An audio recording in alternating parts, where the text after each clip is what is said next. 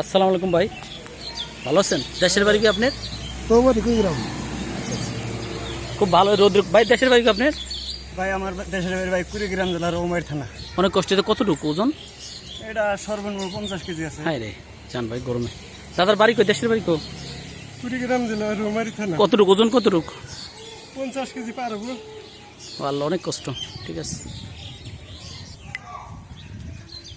প্রিয় দর্শক, এখন হচ্ছে ধানের সিজন। ধান কাটে কৃষকরা ধান ঘরে তুলতে আছে, পালা তুলতে আছে, এই যে মাঠে কইরা।